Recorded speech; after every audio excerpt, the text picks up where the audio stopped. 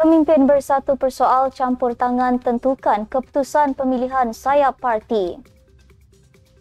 Kerajaan digesa kaji semula peruntukan pembangunan Sarawak. Perdana Menteri arah Kuskop selaras dan perbanyak program berkait komuniti India. Polis sahkan 2 pengikut GISP didakwa hari ini. 2 bekas Perdana Menteri bertembung dalam prosiding kes Mahkamah Tinggi. Dan Hakim sahkan tuduhan tidak cacat Najib Razak diarah bela diri.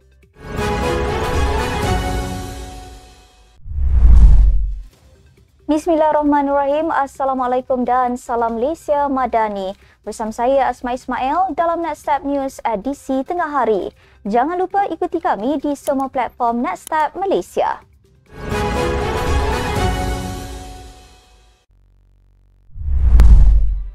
Seorang pemimpin Pemuda Bersatu mempersoalkan sama ada terdapat campur tangan bagi menentukan keputusan pemilihan sayap itu. Persoalan itu diajukan penolong setiausaha semasa Muhammad Faiz Rahmat ketika mengulas pengumuman oleh Jawatankuasa Pemilihan Parti JPP. Justru beliau menuntut ketelusan sepenuhnya, keadilan yang tanpa kompromi dan penghormatan kepada undi serta suara perwakilan akar umbi. Beliau menarik perhatian kepada pengumuman JPP pada 27 Oktober yang membuka ruang bantahan dibuat hingga 10 pagi 28 Oktober. Beliau menyifatkan proses itu luar kebiasaan kerana bantahan sepatutnya hanya boleh dibuat selepas keputusan diumumkan. Beliau seterusnya berkata bantahan-bantahan mendedahkan beberapa perkara yang amat ganjil.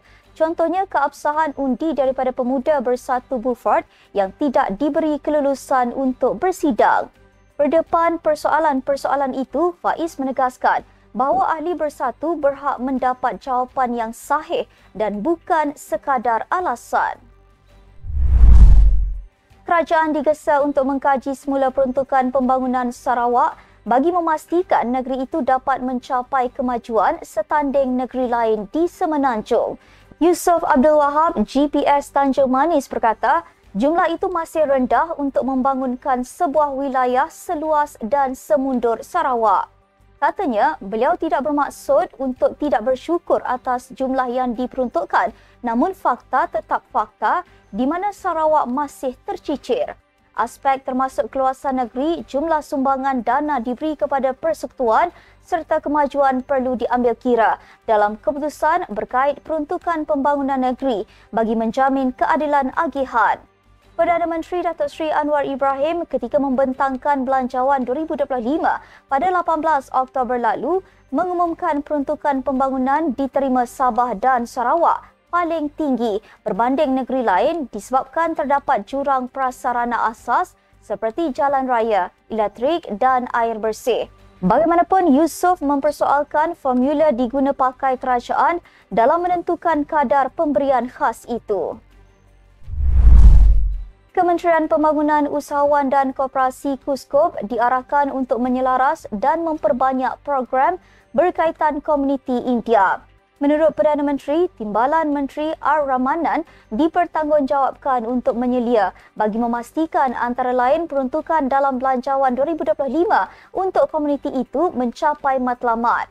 Perkara itu diputuskan dalam pertemuan bersama pengurusan Unit Transformasi Masyarakat India Malaysia Mitra dan beberapa ahli parlimen yang mewakili masyarakat India bagi membincangkan pandangan untuk terus memperkasakan komuniti itu. Datuk Seri Anwar menegaskan pendirian kerajaan untuk terus memperhebat inisiatif bagi memberdayakan komuniti India khususnya menerusi mitra.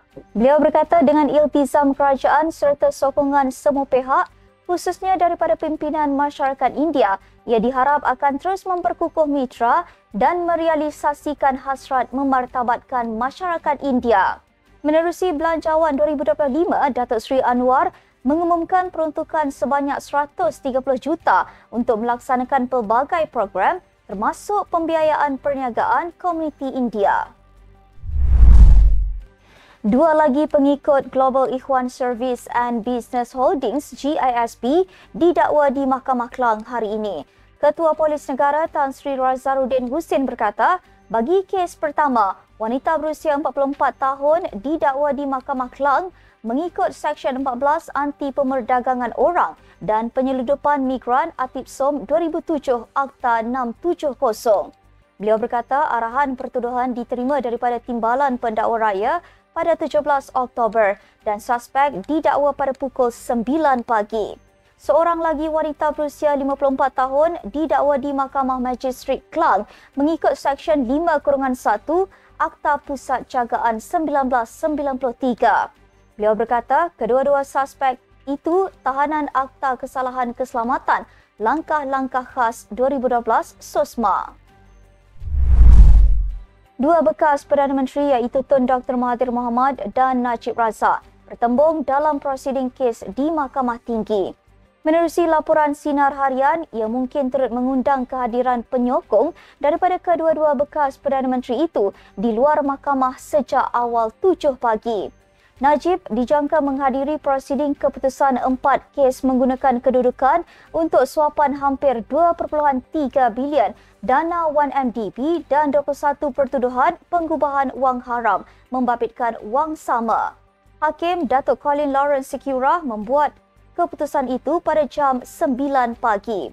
Sementara itu, Dr. Mahathir pula akan meneruskan keterangannya dalam saman fitnahnya terhadap Presiden UMNO, Datuk Seri Ahmad Zahid Hamidi, berhubung kenyataannya pada 2017 berhubung nama Kuti. Perbicaraan itu dijadual bermula jam 10 pagi di hadapan Pesuruhjaya Kehakiman Gan Techiong.